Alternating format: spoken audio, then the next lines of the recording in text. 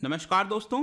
भारत और ईरान के बीच में कुछ इंपॉर्टेंट डेवलपमेंट हुई है। बेसिकली ईरान ने मदद मांगी है भारत से इंफ्रास्ट्रक्चर प्रोजेक्ट के लिए, रेल लाइन प्रोजेक्ट के लिए मदद मांगी गई है। तो ये सारी चीज़ें मैं आपको बताऊंगा। उसके पहले मैं चाहता हूं कि आपके जो बेसिक्स हैं, जो लोकेशंस हैं, वो आपके लिए जानना जरूरी है, ताकि जब मैं वीडियो में इसका जिक्र कर रहा हूं आपको सब कुछ समझ में आ जाए। इसके लिए यहां पर मैं थोड़ा सा जूम आउट कर लेता हूं और आपको पता है कि भारत के वेस्टर्न साइड में जो पड़ोसी है हमारा, वो है पाकिस्तान। अब यहां पर दिक्कत क्या आती है भारत के लिए कि जब भी हम ट्रेड करना चाहते हैं ईरान के साथ, अफगानिस्तान के साथ, इनफैक्ट जो सेंट्रल एशियन कंट्रीज हैं, उन सब के साथ हमें ट्रेड करने में लगातार दिक्कत आती है। And that is because of Pakistan. यहां पर हम ट्रेड नहीं कर पाते हैं। इसके लिए भारत ने सोचा कि यहां पर क्यों ना डायरेक्टली हम ईरान के साथ ट्रेड डील कर, बेसिकली एक तरह का एग्रीमेंट कर लें कि वहां का जो पोर्ट है चाबहार पोर्ट, और आपको ध्यान रखना होगा कि चाबहार पोर्ट की जस्ट यहां पर अगर आप ईस्टर्न साइड देखेंगे तो पाकिस्तान के साथ बाउंड्री है, और उसी के पास एक पोर्ट है जिसका नाम है ग्वादर पोर्ट, और ये हिस्सा है बेसिकली आपका चाइना पाकिस्तान इकोनॉमिक कॉरिडोर का।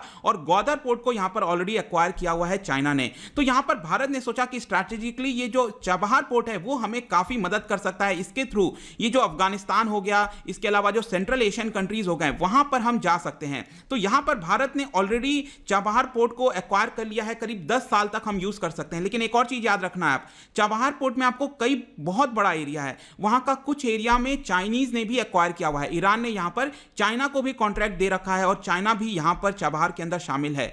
तो यहां पर चाबहार तो हमारे पास आ गया 10 साल के लिए। लेकिन अब यहां पर जरूरत थी कि हम जो ईरान के साथ एक तरह से एग्रीमेंट है, रिश्ता है, और ज्यादा गहरा करें। इसके लिए भारत ने सोचा क्यों ना अफगानिस्तान ईरान के साथ मिलकर एक ट्राइलेटरल एग्रीमेंट किया जाए, और चाबहार से हम क्या करेंगे, जाहेदान, आप ये जो जगह देख रहे हो ईरान के अंदर, यहां पर एक रेल रोड का लिंक करेंगे और इसको फर्दर जोड़ दिया जाएगा जारांज के साथ। यहां पर भी आप देख सकते हो एक और जगह है जारांज। तो यहां पर जाहेदान को हम फर्दर जारांज के साथ जोड़ेंगे, और इसको भी फर्दर क्या करेंगे, अफगानिस्तान के अंदर जो डेलाराम आप देख रहे हो ये जगह, यहां पर भी हम इसको कनेक्ट कर देंगे, ताकि हमारी जो कनेक्टिविटी है वो और ज्यादा बेहतर हो सके। तो देखिए अब क्या होता है, यहां पर रिसेंटली खबर आई है, आप जैसा कि न्यूज में देख सकते हैं, months after starting Chabahar rail project without India, Iran seeks equipment. तो यहां पर बताया जा रहा है कि ईरान जो है भारत से कुछ इक्विपमेंट मांग रहा है। ये सारी चीजें हैं क्या, और अचानक से यहां पर क्या हुआ था ऐसा जिसकी वजह से ईरान को ये चीजें मांगने की आवश्यकता पड़ी। तो ये सब कुछ मैं आपको हर एक चीज बताऊंगा डिटेल में। चलिए आगे बढ़ते हैं। मैं हूं अंकित अग्रवाल, और अपडेट के लिए आप मुझे फॉलो कर सकते हैं इंस्टाग्राम, फेसबुक और ट्विटर पर। मेरे लेक्चर की हर पीडीएफ आपको फेसबुक पर तो मिलेगी ही, प्लस साथ में आप मेरा टेलीग्राम चैनल ज्वाइन कर सकते हैं by searching Ankit Agrawal official. और अगर आप यूपीएससी की तैयारी कर रहे हैं तो आपके लिए सुनहरा मौका है। स्टडी IQ लैब आपके लिए स्मार्ट कोर्स है, जिसके थ्रू आप अपनी प्रिपरेशन और भी ज्यादा अच्छे तरीके से कर सकते हैं। तो यहां पर मैं सबसे पहले आपको बेसिक्स बताता हूं। देखिए 2016 में आपको पता है कि यहां पर भारत और ईरान के बीच में एक एग्रीमेंट साइन किया गया था। किस चीज को लेकर, जो मैंने अभी आपको चाबहार पोर्ट दिखाया था। और इसमें यह एग्रीमेंट में बताया गया कि भारत को यहां पर 2 टर्मिनल ऑपरेट करने के लिए दिया जाएगा, डेवलप करने के लिए दिया जाएगा, 5 बर्थ दिए जाएंगे मल्टीपर्पस कार्गो को हैंडल करने के लिए। और ये कितने साल के लिए दिया जाएगा, भारत को 10 साल के लिए दिया जाएगा। तो ये सारी चीजें तो हो चुकी हैं। अब फर्दर जैसा कि मैं आपको बता रहा था कि भारत ने सोचा कि क्यों ना अफगानिस्तान के साथ भी मिलकर एक ट्राइलेटरल एग्रीमेंट कर लिया जाए, ताकि वहां से चाबहार से जब हम गुड्स को ले जाना चाहेंगे अफगानिस्तान के अंदर, तो हमें रोड और रेल की आवश्यकता पड़ेगी। तो यहां पर आप देख सकते हो कि जो अफगानिस्तान के प्रेसिडेंट हैं अशरफ घानी जी, उनके साथ मिलकर ईरान और भारत ने एक ट्राइलेटरल एग्रीमेंट साइन किया, और इसका नाम था trilateral transport and transit corridor. और इसके थ्रू यहां पर यह बोला गया कि भारत जो है यहां पर मदद करेगा ईरान की कि ये जो चाबहार पोर्ट है वहां से रेल लिंक बनाना जाहेदान तक, और जाहेदान से मैंने आपको ऑलरेडी मैप में दिखा दिया है, फर्दर इसको जारांज लाया जाएगा, और जारांज से फर्दर अफगानिस्तान और भारत मिलकर ये डेलाराम का ये जो आपका प्रोजेक्ट है इसको कंप्लीट करेंगे। लेकिन अब प्रॉब्लम क्या आता है, देखिए हाँ एक और चीज मैं बता दूं, 2016 में ये एग्रीमेंट बेसिकली हुआ था भारत की तरफ से जो इरकॉन है, इंडियन रेलवेज कंस्ट्रक्शन लिमिटेड, उनके साथ, और ईरान की ये जो मिनिस्ट्री है that is Iranian rail ministry, उनके साथ मिलकर हमने मेमोरेंडम ऑफ अंडरस्टैंडिंग साइन किया था। किस चीज को लेकर, चाबहार से जो जाहेदान का ये जो रेल है इसका करीब 628 किलोमीटर का ये पूरा रेल लाइन था, इसके लिए यहां पर MOU साइन किया गया इरकॉन और ईरानियन रेल मिनिस्ट्री के बीच में। और यहां पर इरकॉन ने एक तरह से बताया था, प्रॉमिस किया था कि हम जितनी भी सर्विसेज हैं, सुपर स्ट्रक्चर का वर्क है, फाइनेंस हो गया करीब $1.6 बिलियन का, ये सब कुछ भारत करेगा ऐसा बोला गया। लेकिन अब प्रॉब्लम कहां आता है, प्रॉब्लम आता है कि डोनाल्ड ट्रंप 2017 में यहां पर राष्ट्रपति बन जाते हैं।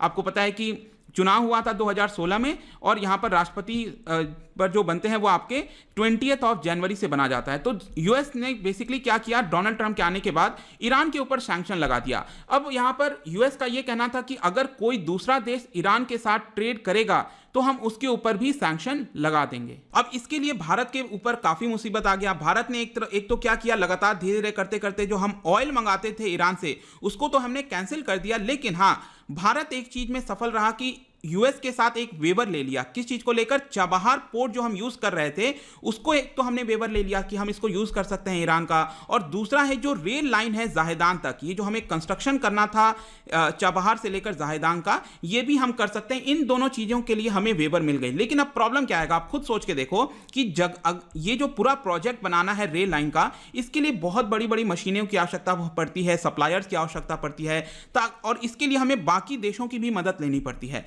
लेकिन अब बाकी देश तो यहां पर हेल्प कर नहीं सकते। इसकी वजह से ये जो प्रोजेक्ट है ये स्टार्ट ही नहीं हो पाया काफी लंबे समय तक। और इसको लेकर ईरान क्या किया, बेसिकली उसने खुद ही इसको डेवलप करना स्टार्ट कर दिया। अब देखिए क्या होता है यहां पर। अब द हिंदू में जो मैंने अभी आपको आर्टिकल दिखाया था, वहां पर एक इंटरव्यू आया है ईरान के डिप्लोमेट का, और उन्होंने एक तरह से बोला है कि ईरान यहां पर न्यू दिल्ली से मदद मांग रहा है फॉर इक्विपमेंट। यहां पर जो चाबहार से जाहेदान खुद ईरान डेवलप करने लगा है ये रेल लाइन को, इसके लिए अब ईरान को कई सारे चीजों की आवश्यकता है। इसके लिए वो भारत से मदद मांग रहा है। और यहां पर आप देखेंगे तो ईरान का जो पीएमओ है, अब उसको कहा जाता है प्राइम मिनिस्टर ऑफिस नहीं कहते हैं वहां पर, यह है आपका पोर्ट एंड मैरीटाइम ऑर्गेनाइजेशन, ये ईरान की है बेसिकली। उन्होंने भारत से रिक्वेस्ट की है क्रेन्स के लिए, ट्रैक्स के लिए, स्विचेस के लिए, सिग्नलिंग इक्विपमेंट, इसके अलावा जो इंजन होते हैं, लोकोमोटिव्स, उन सब चीजों के लिए यहां पर मदद मांगी है भारत से। और ऑब्वियस सी बात है, अब यहां पर डेफिनेटली आपने देखा होगा कि यूएस के अंदर जो रिसेंटली इलेक्शंस हुए हैं उसके बाद से ऐसा माना जा रहा है कि यहां पर अब जो बाइडेन क्लियर तौर पर जीत चुके हैं। और अब क्योंकि जो बाइडेन आ जाएंगे तो ये जो वापस से ओबामा के समय में रिश्ते सुधरे थे यूएस और ईरान के बीच में भी हो सकता है धीरे धीरे यहां पर भी आपको जो पार्टनरशिप है वो बेटर देखने को मिले। क्योंकि ओबामा के समय ही का काल है जब यहां पर आपको पता होगा ईरान के साथ न्यूक्लियर डील जो कई देशों के साथ हुआ था ताकि यहां पर किसी प्रकार की शांति की जा सके। लेकिन डोनाल्ड ट्रंप के आने के बाद ये सारी चीजें कैंसिल हो गई थी। ऑल्दो यहां पर भारत की तरफ से मैं आपको बता दूं, भारत की मिनिस्ट्री ऑफ एक्सटर्नल अफेयर्स का कहना है कि इरकॉन ने तो अपनी तरफ से लगभग सभी कुछ कर दिया था, जस्ट बिकॉज यहां पर ईरान ने कुछ नोडल अथॉरिटी अपॉइंट नहीं किया था, इसके लिए हम चीजों को स्टार्ट नहीं कर पाए। तो यहां पर अगर ईरान मदद मांग रहा है भारत से तो मे भी हो सकता है थोड़ा सा 2, 4, 5 महीना लग जाए, 6 महीना भी लग सकता है, लेकिन चीजें वापस से जो आपकी खराब हुई थी वो वापस से सुधरने को देखने को मिल सकती हैं। इसके अलावा एक और मैं यहां पर एस्पेक्ट लाना चाहता हूं, that is gas field development का। अक्सर आप सुनते होंगे फरजाद बी गैस फील्ड के बारे में, तो ये मिलेगा आपको पर्शियन गल्फ के अंदर। आप देख सकते हैं ईरान और सऊदी अरब के बीच में ये जो आपका पर्शियन गल्फ है, यहां पर फरजाद ए गैस फील्ड, फरजाद बी, तो फरजाद बी वाले जो गैस फील्ड हैं इसको ओएनजीसी विदेश लिमिटेड ने डिस्कवर किया था 2008 में। तो हमने डिस्कवर तो कर लिया, डिस्कवर करना एक अलग चीज होता है, उसमें से गैस निकालना एक दूसरा चीज होता है। गैस निकालने के लिए आपको उस गैस फील्ड का डेवलपमेंट करना होता है, तो उसका प्रोजेक्ट ओएनजीसी विदेश लिमिटेड को नहीं मिला। वो बेसिकली ईरान ये कहने लगा कि अब हम यूएस सैंक्शन को देखते हुए ऐसा तो है नहीं कि हम इसको हमेशा के लिए रोकते रहेंगे। इसके लिए ईरान ने कहा कि हम खुद की अपने डोमेस्टिक कंपनीज को इसको डेवलप करने के लिए देंगे।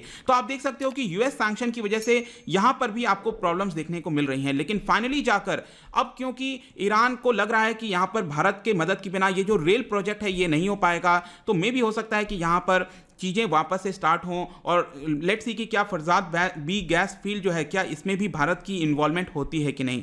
तो आई होप कि यहां पर लगभग सभी कुछ चीजें जो ईरान और भारत के बीच में डेवलपमेंट हो रहा है, सभी कुछ बेसिक्स आपको समझ में आ गया होगा। जाने से पहले मैं आपके लिए एक क्वेश्चन लेकर आया हूं रिगार्डिंग, यहां पर आपने अगर मैप में ध्यान से देखा हो कि ईरान की बाउंड्री किन किन देशों के साथ शेयर होती है। बहुत इंपॉर्टेंट क्वेश्चन होगा, मैंने थोड़ा सा कंफ्यूज करने की इसमें कोशिश की है।